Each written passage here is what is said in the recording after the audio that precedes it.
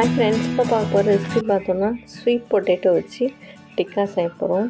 இதுக்கு sweet potato நல்லா wash பண்ணிவிட்டு ஒரு ஆஃப் குக் பண்ணிக்கணும், ரொம்ப குழையக்கூடாது. இப்போ இதை தோல் உரிச்சிட்டு கொஞ்சம் ஒரு அரை இன்ச்சுக்கு ரவுண்ட் ஷேப்பில் கட் பண்ணிக்கிறோம்.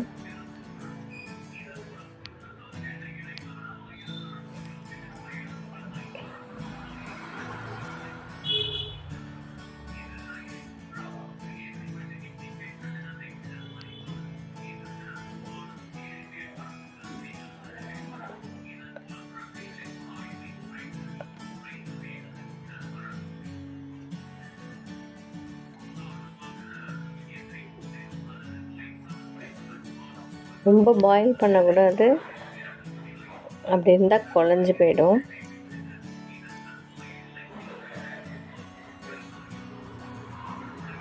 இப்போ இதெல்லாம் ஒரு பவுலில் ட்ரான்ஸ்ஃபர் பண்ணிக்கிட்டு குடமிளகா எடுத்துக்கலாம்.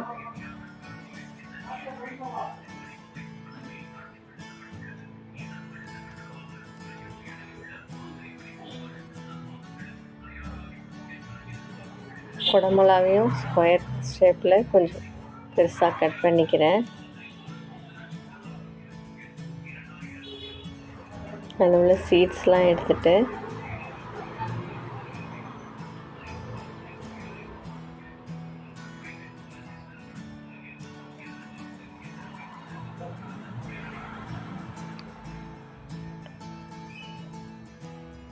இதில் கேரட்டையும் கட் பண்ணிக்கலாம்.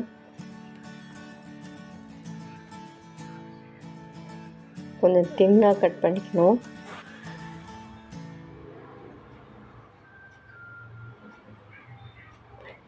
இப்போ இதுக்கு 2 டேபிள் ஸ்பூன் தயிர் விட்டு டிக்கா மசாலா ரெடி பண்ணிக்கலாம்.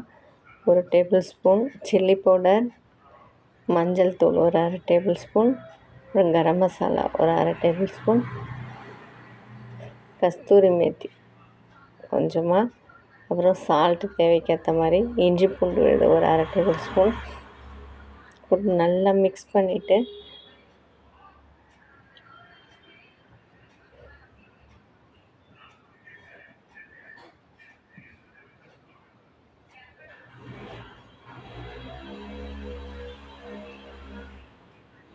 இது எல்லாத்தையும் பெரட்டி எடுத்துக்கலாம்.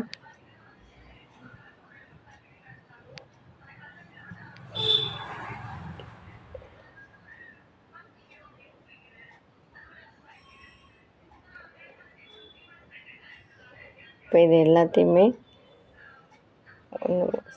சக்கரவள்ளி கிழங்கு உடையாத அளவுக்கு கொஞ்சம் லைட்டாக பெரட்டி எடுத்துக்கிறேன் பொறுமையாக.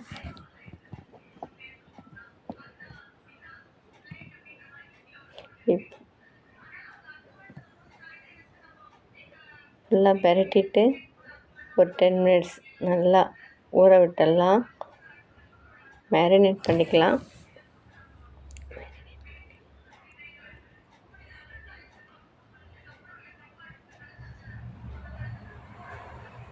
இப்போ இதை ஒரு ஸ்டிக் வச்சுட்டு இதை ஒன்று ஒன்றா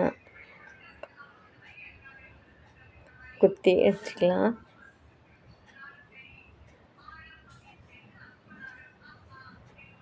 ஃபஸ்ட்டு சக்கரவள்ளி கிழங்கு போட்டிருக்கேன், அப்புறம் குடமிளகா, அப்புறம் கேரட்,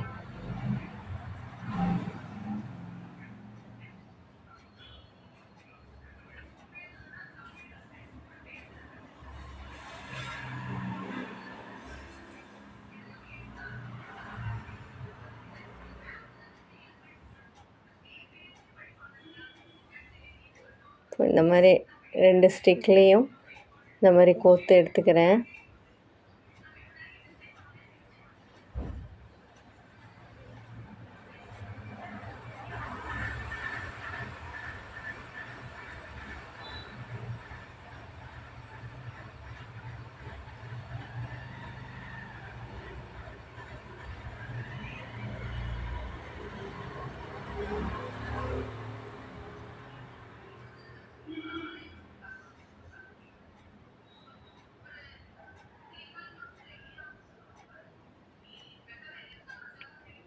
இந்த மாதிரி 2 ஸ்டிக்லேயும் எடுத்து வச்சுக்கலாம். இப்போது தவாவில் ஒரு 2 டேபிள் ஸ்பூன் ஆயில் விட்டுட்டு அதை ரோஸ்ட் பண்ணி எடுத்துக்கலாம்.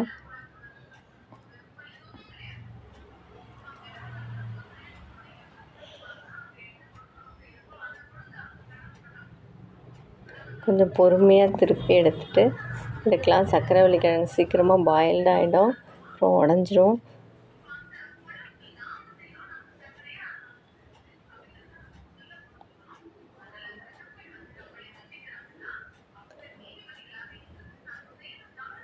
ஒரு 5 மினிட்ஸ் குக் ஆனதுக்கப்புறமா ரெடி பண்ணியாச்சு. ஸ்வீட் பொட்டேட்டோ டிக்கா ஸ்நாக்ஸாகவும் யூஸ் பண்ணிக்கலாம், சைட் டிஷ்ஷாகவும் யூஸ் பண்ணிக்கலாம். வீடியோ லைக் பண்ணிங்கன்னா மறக்காமல் ஷேர் பண்ணுங்கள், சப்ஸ்கிரைப் பண்ணுங்கள். தேங்க்யூ.